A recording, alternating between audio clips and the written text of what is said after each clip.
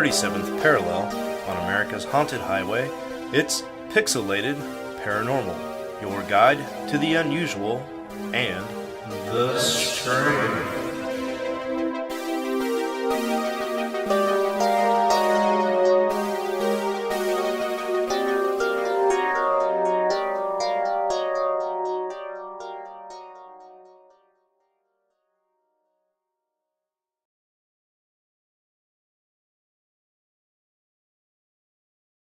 What's up, everybody, and welcome back to Pixelated Paranormal. This is episode 288. We've experienced a couple technical difficulties, and I, of course, am Shawn. With me, as always, is Preston. Presto, buddy, how are you, sir? What's up, all you cool ghosts and goblins, you crococoons and crocodingos, you skeletors and skelettes, witchers and witches, and fuck, I don't know. I'm alright, I guess. You know, I'm here. There you go. I'm checking audio. Looks good. That alien graphic is really fucking creepy. You like that? Holy shit. Hey, what's up, Fire Pixie? So, sorry we're late, guys. Preston is always trying to evolve the show and get a greater reach, and so we're using something called Restream, which should get us over to Facebook and a couple other places, but of course, every time we try something new, and as soon as we hit go, everything just shits the bed. So here we are. And that's mostly just because I'm an idiot, and I don't know 100% what I'm doing. I know 60% what I'm doing, and so when you use OBS and you connect YouTube, you hit Manage Broadcast, and then it'll select whatever upcoming broadcast you have going on for YouTube, and then connect it. But when you use Restream, I forgot that you have to link Restream to OBS to be able to do all the things that I'm normally used to doing, and I forgot a step, and then I'm like, fuck. So, but I just checked Facebook, and we are live on Facebook, and and can they hear me? I don't know. Fucking click on it. If they can hear you on YouTube, they can hear you on Facebook Live. So. Fair. Right. I think what I've learned here is that whenever I'm like, hey, Preston, you want to record at 9:30? And you're like, yeah. And so on Facebook or Instagram, I post 9:35. I need to give us like a 15-minute window. Yeah. So I can also be on a little earlier. That's a little on me. I'll take part of that. Yeah. I'll be your Samwise Gamgee and share part of that load. Like post 9:45 maybe with a question mark. Like 9:45 maybe dot. You know what? Just be there at 10. Let's just call it 10. No, we'll get it all ironed out. I think this might be kind of it. This might be the last of what we're going to be working on as far as upgrading and updating the reach for now. We'll iron this out and call it good. But and if you I'm pretty stoked. If you could do us a favor, because to be able to live stream to Rumble, I can connect it to. We have to have 5 followers. So if you're looking for a new Rumble? Okay. if you're looking for a new streaming platform that's got gaming and other shit on it, Rumble is available to sign up and like and subscribe and follow us on that. And Kick is a new one since X. Fuck Elon Musk. Let's not give that guy any of our hard-earned cash. So you know what? Go to Rumble. Go to Kick. There's something called Amazon TV. That's a live TV. That's an option that's available on Restream. I don't know how to sign us up for that, but god damn it, I'm willing to try. So hell yeah. Lazarus said, when you get a second, drop in the Rumble link in the video description, and then we can start getting that reach. And you know what? If you and I subscribe, that's 2 people, Presto. Yeah. We'll get this shit. We might limp it in, but we'll be all right. Yeah. We'll be all right. Well, I'm excited about this show because we decided to postpone the magic and music one more time because we really got to get in here and talk about this disclosure stuff that's going on. So that's what we're going to do tonight. That way we can test out the new streaming reach and also, not bore everybody with 30 or 40 minutes of news on the magical music episode. But I think, Presto, we might be getting a little closer to disclosure. What do you think, man? Yeah, so here's the thing. We've talked about this, and here's the trend. And I don't know that it's a good trend. So The orange marmalade, the big bad himself, got promoted. The hamburger. The hamburglar got promoted to president, and everybody basically just lost their mind. They're like, "Oh my God, I can't believe we would put a celebrity into office." Well, we did it in the 80s, so I'm not so sure why you're confused, like we wouldn't do it again at some point in our time. And The Simpsons predicted it. They said it was going to happen, and The Simpsons haven't been wrong. And there's a whole other rabbit hole about The Simpsons and being able to predict the future. We might touch on that in the future, but that's not the point that I'm getting at. The point is people lost their shit. And nobody was paying attention to the news because they were so focused on this one thing. So the CIA and the Pentagon came out, and they're like, well, we got an alien ATV, we got it off-world, and it's definitely alien, and 5% of all UFO sightings are not the Russians, they're not the Chinese, they're not us, they're definitely alien. All right, cool. So, the rest of us that are into that were like, fuck yeah, like they fucking admitted it. That's great. 90% of the world's like, oh my God, Donald Trump is president. The world's over with. What's going on? Totally didn't care about aliens. A couple of years later, Corona comes out. It's the end of the world. And all of a sudden they're like, yeah, so look, there's a warehouse in New York, and we got a crash UFO in there, and it's giving off radiation, and so it's in a lead-lined building, and Robert Bigelow's got the rights to it. He's backward engineering this for us. Nobody paid attention because Corona's going to kill everybody. Now, all of a sudden, yeah, we got the government's got 2 dead bodies. They're non-alien bodies. They're definitely extraterrestrials, and I've been threatened that I'm coming out and I'm disclosing. What do you think that means? What the fuck do you think that means?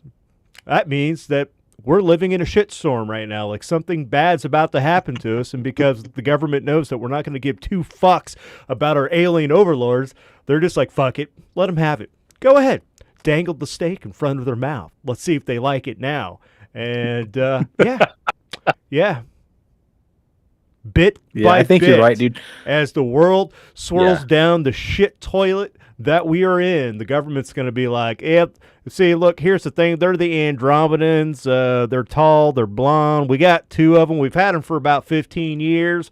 Their species wants them back, but here's the thing. We want some alien technology, and if we're like, you don't throw down and play dice, we ain't giving them bodies back. And then people are going to be like, over the head, over the water. Because why? Because the fucking economy's crashing, and then nobody's going to give 2 fucks that the aliens are real. Yeah. I think it's the perfect time to really kind of release some of this stuff when the entire world's trying to figure out how the fuck to pay your bills without making a livable wage. Half of our country is worried about Hunter Biden, and the other half's worried about fucking Papa Chongo going to prison. Why not just slide that right under the door and just be like, by the way, aliens are real? Because no one really gives a shit. That's here's the sweet caveat. The government has fucked us for so long, and like everything's coming to a boil, that this is the perfect time for them to release it, because they could be like, look, here's the thing. Back in the 1970s, we gave them permission to abduct 100 people per year and pretty much anal probe and do whatever they want, and the people will be like, fuck whatever, I don't care anymore. You know? Government. I mean, the government has a pass at this point because you fucked us for so long that they're just like, meh, it's fine. You know what? It's water under the bridge, U.S. government. It was in the 70s. We're not mad about it anymore. You know what you could do to make up for us? Abolish federal taxes. I don't know. That'd make me feel better about the fact that an alien could probe me. If I didn't have to pay federal taxes, I would not care about the aliens. You'd be a little more subservient. I would be. I'd be like, if you you know what? tell folks, on free Friday night, aliens, come on. Daddy's got extra money. Oh, fuck, man. Well, if you couldn't tell already, folks, we are in the midst of a long overdue little jump into the UFO alien disclosure that happened last week. Are we amidst true alien UFO disclosure? Possibly. If you guys remember back at the beginning of June of this year, the House Oversight Committee Chair James Comer announced an investigation into allegations that a top-secret military program already had a fully intact UFO in its possession. And again, not a lot of people batted an eye. Well, Now, as most of us have heard, last week on Wednesday, July 26, 2023, David Grush, a United States Air Force veteran who previously worked at the National Reconnaissance Office, went under oath that the U.S. government is operating with secrecy above congressional oversight in regards to what is now referred to as the unidentified aerial phenomena, aka UAP. That was a mouthful. And in his statements, he blew the whistle and told the whole world, among other things, there's been a multi-decade UAP crash retrieval and reverse engineering program being conducted amongst our world's governments, possibly dating back as far as the 1930s, and that we've also recovered vehicles that didn't originate on Earth, and also what's called a non-human biological matter. Basically, alien ships and bodies, in other words. In the opening statement to his testimony in front of the U.S. Oversight Committee on Wednesday, he said he became a whistleblower following, quote, concerning reports from multiple esteemed and credentialed current and former military and intelligence community individuals regarding the alleged secret UFO program. He said, I'm happy to be here. This is an important issue, and I'm grateful for your time. My name is David Charles Grush. I'm an intelligence officer of 14 years, both in the U.S. Air Force at the rank of major, and most recently, from 2021 to 23, at the National Geospatial Intelligence Agency, which is part of the Department of Defense, at the GS-15 civilian level, which is the military equivalent of a full bird colonel. I was my agency's co-lead in the unidentified anomalous phenomenon and transmedian object analysis, as well as reporting to UAP Task Force, UAPTF, and eventually the All-Domain Anomaly Resolution Office, AARO. He went on to say, I became the whistleblower through a PPD-19 urgent concern filling with the Intelligence Community Inspector General, following concerning reports from multiple esteemed and credentialed current and former military and intelligent community individuals that the U.S. government is operating with secrecy, above congressional oversight in regards to UAPs and UFOs. He went on to say, my testimony is based on information I've been given by individuals with a long-standing track record of legitimacy and service to this country, many of whom also shared compelling evidence in the form of photography, official documentation, and classified oral testimony. And I'm sorry, guys, these are quotes, and it's a little word-heavy. It's a bit of a word salad, if you will. Anyway, the alien probe was launched after Grush told News Nation, following an article on the same subject from the Debrief, that the U.S. government had retrieved several non-human origin technical vehicles, some of which containing dead pilots. Now to the good stuff. During the hearing, Republican Nancy Mace asked David, quote, you believe we have crashed craft, as stated earlier. Do you believe we have the bodies of the pilots who piloted the craft? And Grush went on to say something bone-chilling. He referred to this previous interview. He referred to previous interviews with the press, saying, as I've stated publicly before, already in my news station interview, biologics came with some of the recoveries, yeah. Mace went on to dig a little deeper here and asked of whether or not these, quote, biologics were human or non-human. Grush goes on to respond, non-human. And that was the assessment of people with direct knowledge of the program I talked to that are currently still in the program. So Presto, my first question, buddy, what the heck is a non-human biologic? And where can I get one? So I think what that means is it's not the sexy, tall Nordics that we all, oogle over and think about. Like, if you look at the one Russian book of alien races and the descriptions, like if I'm going to be abducted by something, like, fuck yeah, let me be abducted by a Nordic. The one book that we covered by Marcel, help me out, I can't remember his last name, but it was the French guy that had the Phonubians, that dude looks like a lady. Oh, God. Okay. And then, I don't remember, but go on. And and then they went to the planet, whatever, and they had the Asian-looking people on the planet that Fallout, nuclear warred them shit back to whatever. So those are all. Oh yeah, God, that's been years ago. So Sorry. those are all human alien entity type things. So a non-human biological, I would assume, would be like a lizard. Half of the shit on Star Wars, like most of those are non-human biologicals because they are aliens, but they're like lizard people, moth people, walrus people, General Akbar, the fish people. Greys. I mean, I think Greys would fall into that because technically, I mean, look at them. They're on the side of the screen over here. That doesn't look human. That was the answer I was looking for, was Greys, but thank you for everything else that you dogpiled in there. The mantis people. Yeah. Insectoids, I believe, but what I'm thinking he's referring to in non-human biologicals are like the Greys.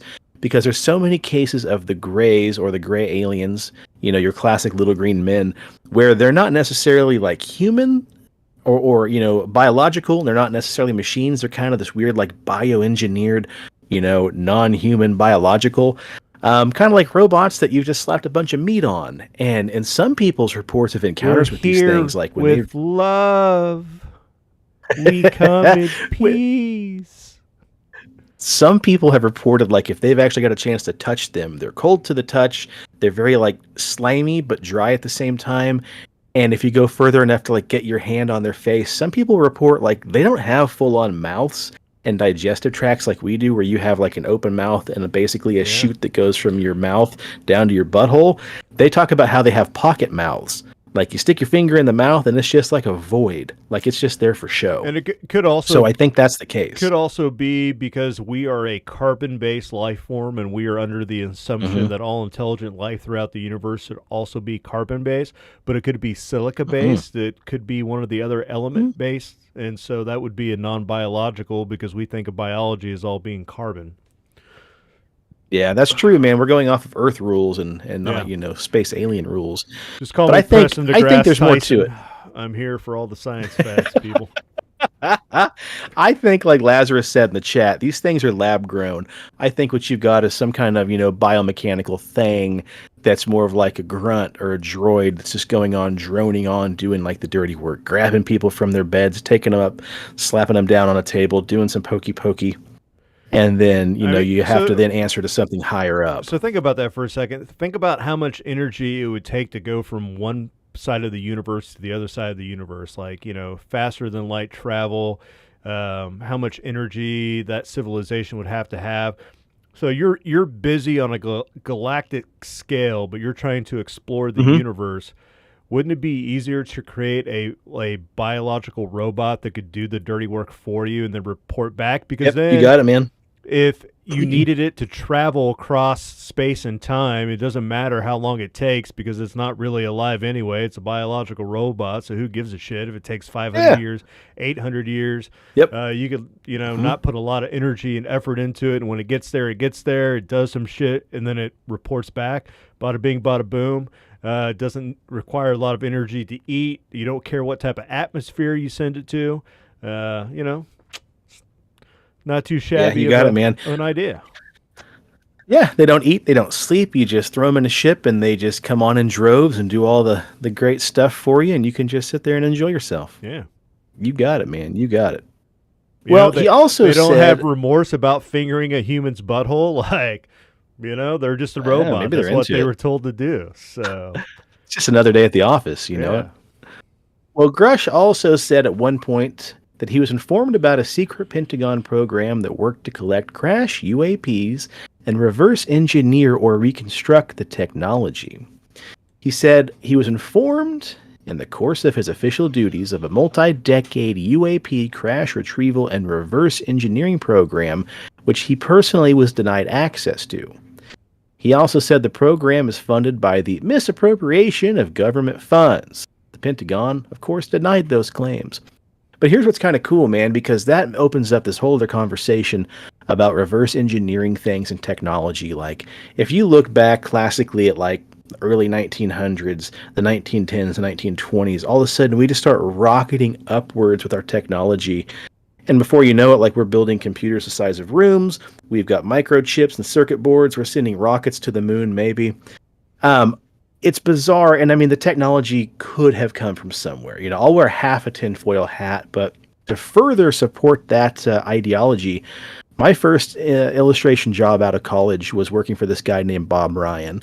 Bob Ryan has since passed away, but when I worked with him, he was a research and development guy for the U.S. Military and also a financial advisor to NASA. I checked him out. He's legit. But we got into this conversation about like the new iPhone, because this is right about the time the new iPhone came out. And I was like, man, what do you think about this new iPhone? Touchscreen phones is crazy. And he's like, oh, dude, I've had a touchscreen phone since like the mid 80s. And of course, I called bullshit on him. And he's like, no, we've had them since the 80s. He said, flat screen TVs. Soon you'll be able to have flat screen TVs in your home that are 60 inches wide. You hang them up on the wall. Some of them are 3D, like your 3D movies. He said, anything you get technologically in your hands as a mass consumer, we have had for at least 20 to 30 years. So he said, wrap your head around that. And of course, we're talking about, 30 years behind the date we were talking would have been about the mid 80s. iPhones and flat screen, iPhones and touchscreen phones that early is just bizarre. So how do you go from a rotary phone like in the 60s, all of a sudden 20 years later into touchscreen phones? It's too soon. He said the problem here is the amount of things they have, you just can't get them into the public because you couldn't wrap your head around how to use them because how far we jump ahead. So the irony, he said, will be we're going to have the iPhone. And in 6 months, we're going to have another iPhone. And then a year later, you're going to have a second iPhone.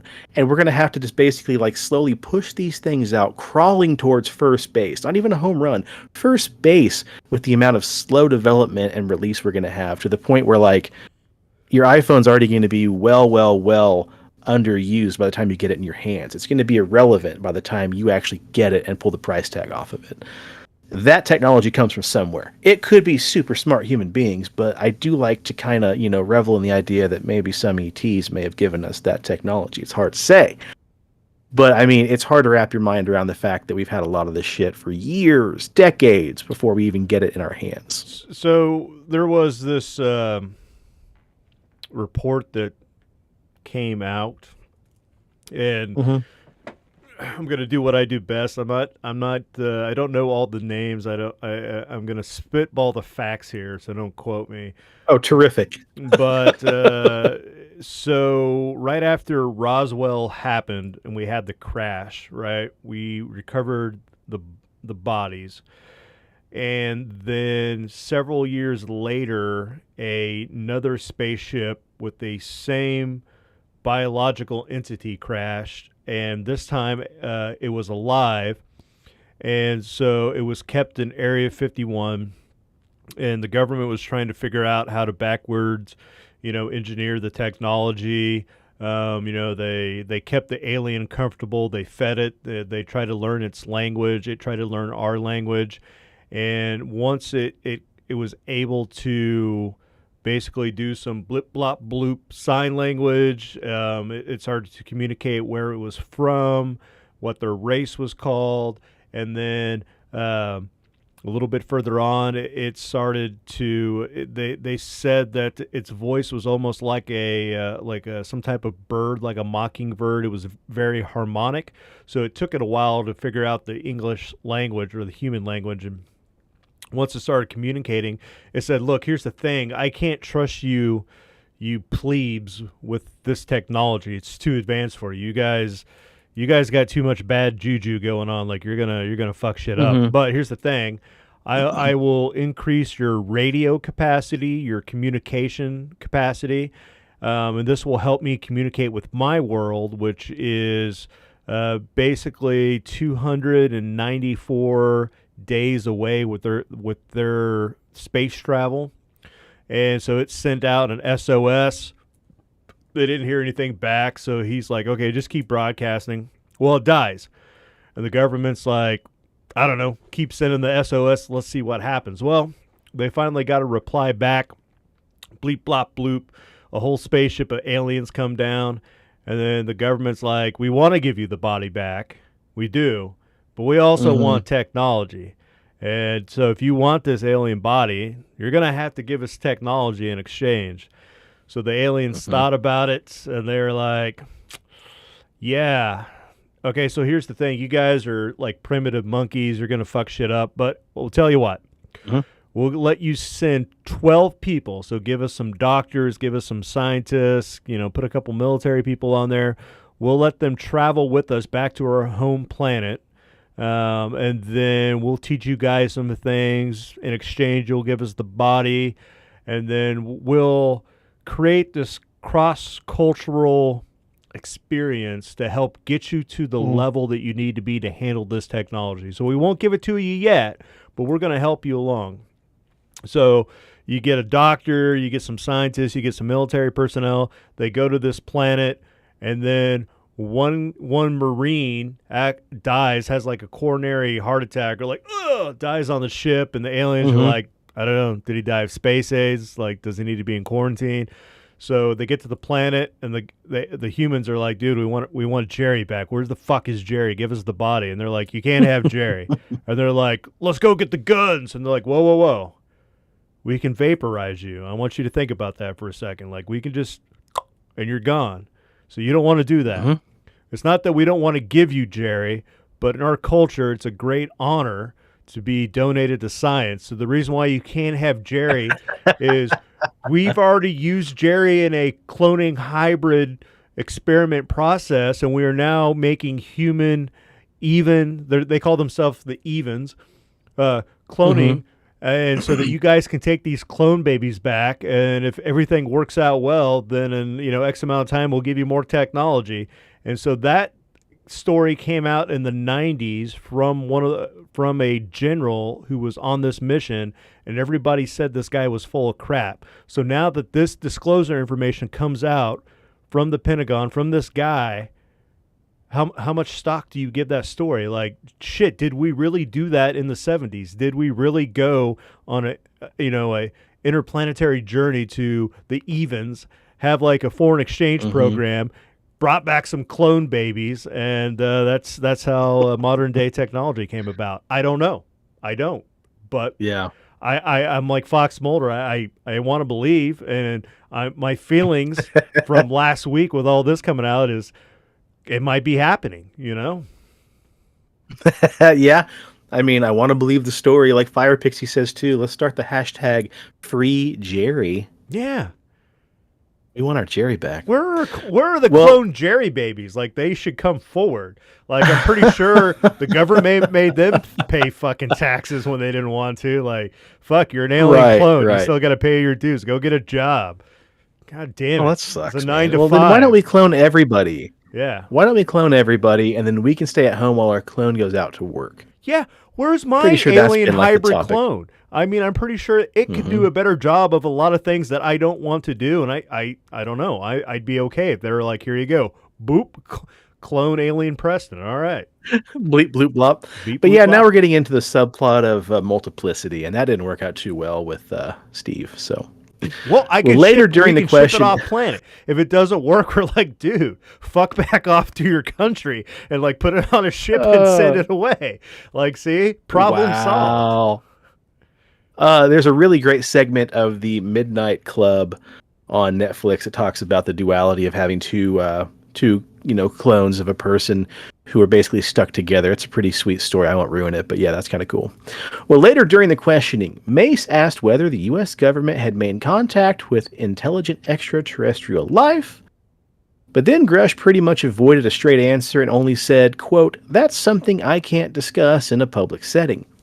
But he did say he's absolutely certain the federal government is in possession of UAPs, and said that he based that information on interviews that he had done with over 40 witnesses over the course of several years. And at one point during the hearing, Grush was asked whether he had met with people who, quote, had direct knowledge of non-human origin craft, to which he said, yes, I personally interviewed those individuals. Elsewhere in his testimony, he expressed his belief that the first time the U.S. had become aware of evidence of extraterrestrial life was all the way back in the 1930s. And Preston, kind of like your story, I want to say hold the phone here because you know what that reminds me of? The old Eisenhower/Gray Treaty that we talked about several years ago. But basically, back on February 20th, 1954, old Dwight D. Eisenhower took a quick mini vacation to Palm Springs, California, which is all fine and well. But it's kind of odd, too, because he had just apparently returned home from a vacation he had just taken in Georgia. But it appeared to many people he just wanted to go out and play some more golf. So old Ikey boy just, goes out for another last-minute vacation to California. But unfortunately, during this hastily called golf trip, Eisenhower had to leave the vacation home he was in late one night to make an emergency trip to the dentist. Interestingly enough, though, at a dentist, who goes there at midnight? Who goes there super late at night? Well, apparently, while he was eating fried chicken that night, he had a troublesome cap fall off the front tooth and needed some immediate repair, so somehow he found a late night, on-call dentist and got his tooth repaired. Apparently, the procedure took all night, and the president doesn't return home until the dawn of the 21st of February, the following day. AKA, he reportedly disappeared for an undisclosed amount of time. So apparently, instead of going to the dentist, though, he actually went to Edwards Air Force Base in Kern County, California, and there, instead of meeting with the dentist to get his front tooth fixed, he supposedly met with a group of extraterrestrials known as the Nordics from a whole different solar system to discuss a possible treaty. Now, for the uninitiated, the aliens known as the Nordics are called this because they closely resemble residents of Earth, just super hot and super perfect.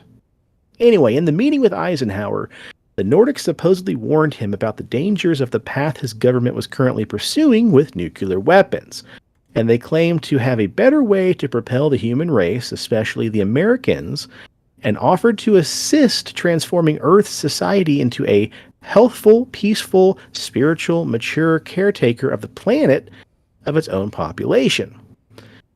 But while appreciating the context of the aliens' offer, Ike believed that instead he needed technology to further his plans for weaponization, which from his own perspective guaranteed the strength and protection of the United States in perpetuity.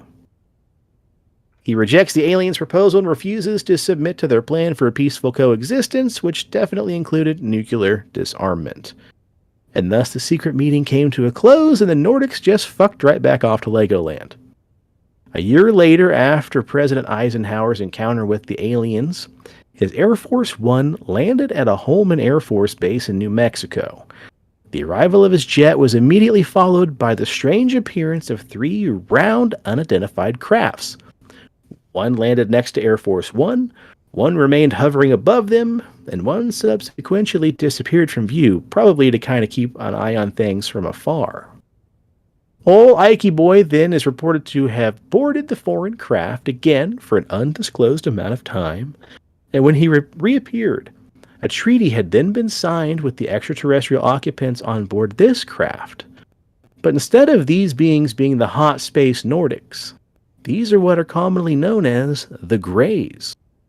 During their meeting, Eisenhower and the aliens negotiated the following terms. We wouldn't be involved in their affairs, and they would not become involved in ours, meaning they could have free reign of the Earth and be allowed to do whatever they wished, and we could do whatever we wanted with some of their technology in exchange. They would help us with developing our technology, and they wouldn't make a treaty with any other nation on Earth in return, aka what old Ikey boy wanted the whole time. Lots of technology for America, lots of weaponization, and in return, they wouldn't be giving this deal to anybody else. And what I mean by they could have free reign on Earth, it means that they could abduct any number of humans they wanted for various nefarious experiments, but had to provide the names of all the people they abducted to Earth's Majestic 12 Committee. Keeping them honest and keeping them open. We need to know whose assholes you're touching. Goddamn right. Great beings. It reminds me of that movie Paul, whenever the alien's like, anybody want one of these? And he's got the bagel on his index finger. And of course, in exchange for all this, the general public wouldn't be informed about the existence of extraterrestrials.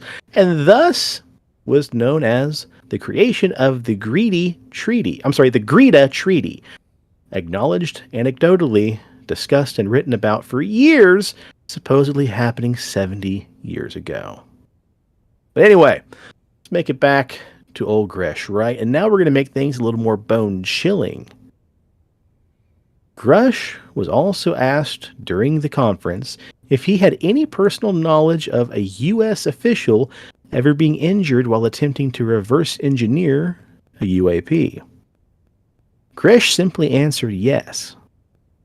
Asked further for clarification, he went on to say, "You have to imagine, assessing an unknown unknown. There's a lot of potentialities that you can't fully prepare for." Lazarus, I like to What the think fuck happened? it's more like intergalactic Hellraiser, not intergalactic hostile. Like, the aliens are more like Pinhead, and they're like, oh, what sights I can show you, what pleasure and pain I can give. And somebody's like, fuck yeah, sign me up. Come on, man. Yeah, I don't know. Lazarus also asked, why would they be concerned with making a treaty with somebody so inferior? That's very true. To them, we're kind of like ants, and you don't see us making any treaties with, but here's ant farms at all. But here's the thing, though. If they wanted to take over, right? So now, think Independence Day, and they're coming down. We still, even though we are inferior to some degree, how much life would they have to lose to take us over? Like, and at that point, is it worth it? If they make this treaty, this agreement where it looks like we're each getting something, then they can infiltrate, they can slowly work their way in, and that gives them more power in the long run to have a peaceful takeover instead of a hostile takeover. Right. And in the long run, they lose 0 lives. That, and I mean, it keeps the monkeys appeased, right? All of us stupid primates don't raise a fuss and make things a little too shaky for them. Yeah, I don't think they're really asking, for they're not asking permission. They're just, looking for forgiveness in a sense. Yeah. So. Okay. It's kind of like a parents and your kids. Like, sometimes you're like, that's okay, little buddy. You go ahead. It's fine. We'll agree to that. Yeah. We'll let you get what you think. Is that what you do? Yeah. Reverse psychology. Oh, man. Well, they went on to ask, has there ever actually been any activity by alien or non-human technology or beings that has caused harm to humans?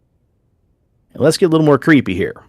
Grush answers, I can't get into the specifics in an open environment, but at least the activity that I personally witnessed, and I have to be careful here because they tell you to never acknowledge trade crafts, so what I personally witnessed, myself and my wife, was very disturbing. So capital W, capital T, capital F. God knows what happened, man.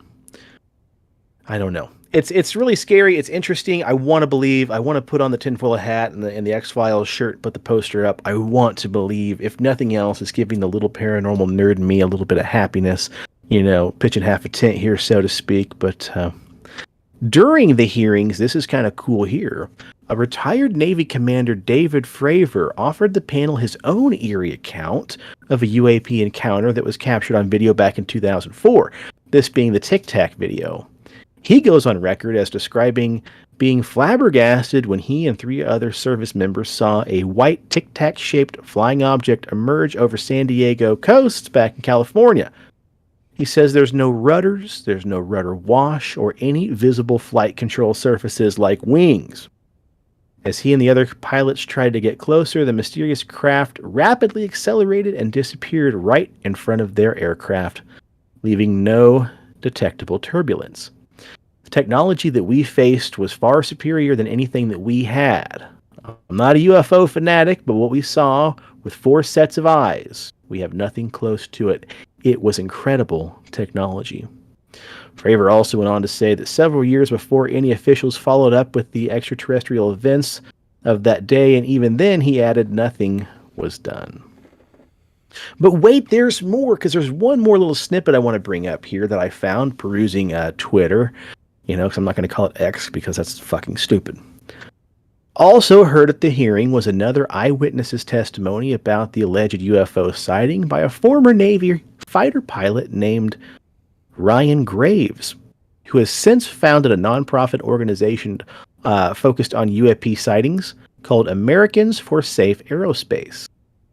Here's what Graves said when he was asked about the apparent multi-witness encounter with an unidentified flying object that was the size of a football field that reportedly hovered over the Vandenberg Air Force Base back in 2003. Question being asked here by Representative Anna Paulina Luna from Florida. In the 2003 timeframe, a large group of Boeing contractors were operating near one of the launch facilities in Vandenberg Air Force Base when they observed a very large 100-yard sided red square approach the base from the ocean and hovered there at a low altitude over one of the launch facilities. The object remained there for about 45 seconds or so before darting off over the mountain. Graves says the event happened at approximately 8:45 a.m. The UFO sighting was followed by another 24 hours later. He said later in the evening, post-sunset, there were reports of other sightings on base, including some aggressive behaviors. These objects were approaching some of the security guards at rapid speeds before darting off. So kind of like playing chicken, just flying in and skirt, is going off a different direction. Graves added that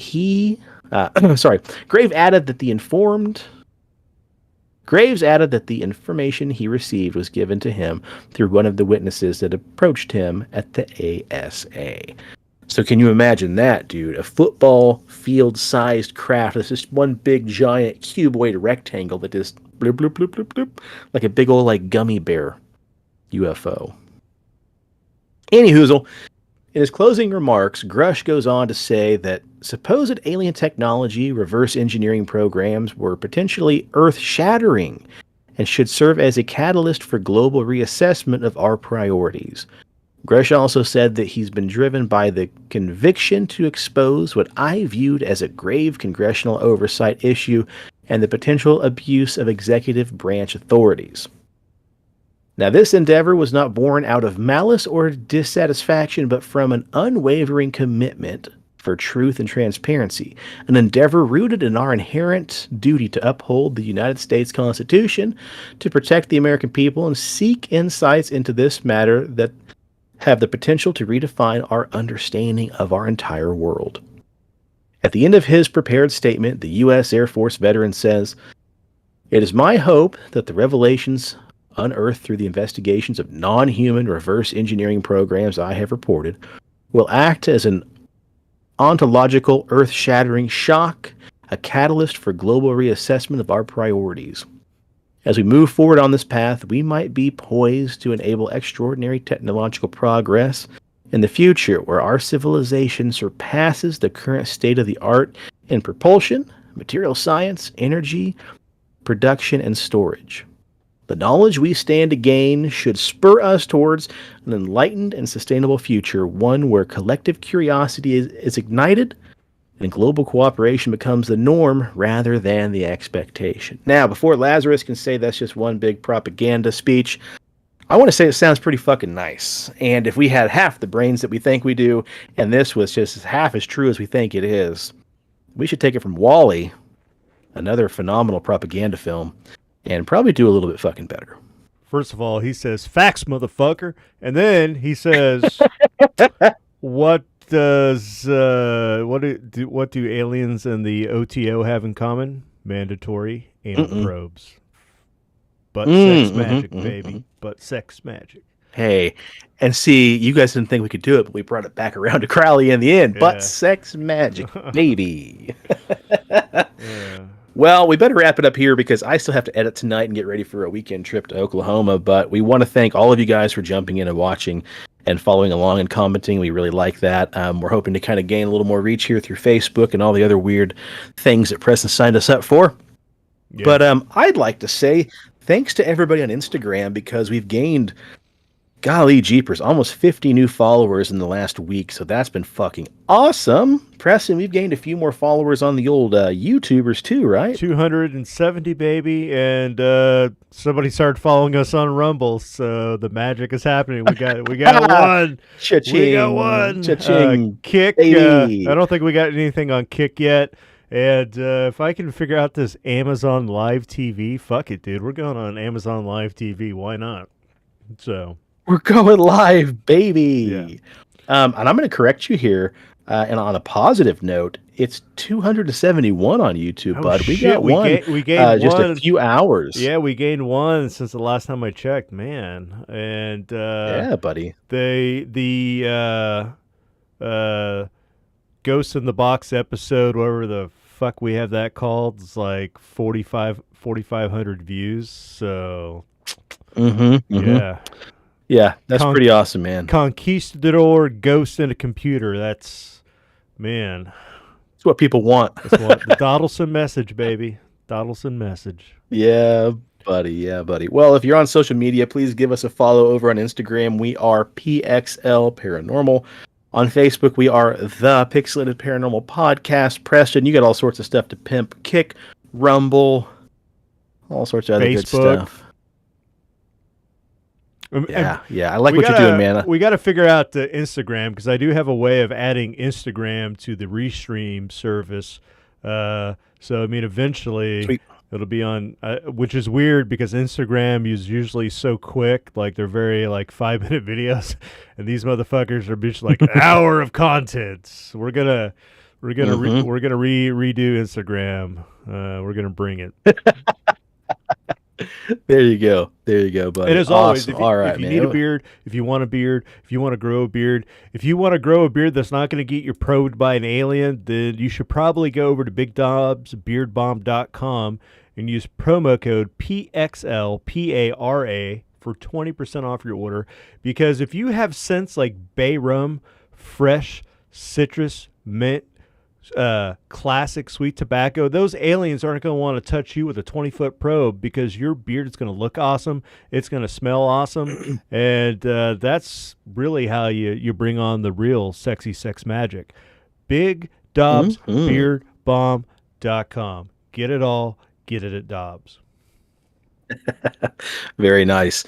Fire Pixie is who followed us on Rumble, so thank you so much for that. And what I want to do real quick is just say something kind of interesting here. We're coming up shortly on our 300th episode. It feels like only yesterday we were at 200. So coincidentally, our 300th episode falls the week of Halloween.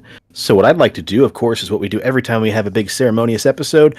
Send us your weird person. Oh, sorry. I didn't think I'd choke on that, but I choked. Send us your weird personal paranormal stories, please. I just got one in the inbox about a very strange alien encounter, so I'm stoked about that. Send us all your weird stories. Fire Pixie, I'm looking at you. Lazarus, I know you got more in the chamber, bud, so we'll just have to have you on and talk about that. But we want to hear all your guys' interesting stories for sure. Share with us. The man, the myth, and the legend is actually watching us on Facebook Live right now. So, how many boinkins did we earn tonight? Is it a 5 boinkin, a 4 boinkin, a 3 boinkin show? Drop a comment on Facebook and let us know, sir. We're happy to see you. Hell yeah, that's awesome. Hell yeah, nice, Andy. You're the first person to watch us on Facebook, dude. Fantastic. You popped our Facebook cherry, Andy, and we thank you. Look at that. Yeah. We do indeed. All right, if you're in the Wichita area, please stop by, see our friend Leslie and the rest of the gang over at CD Trade Post, Pawnee and Seneca.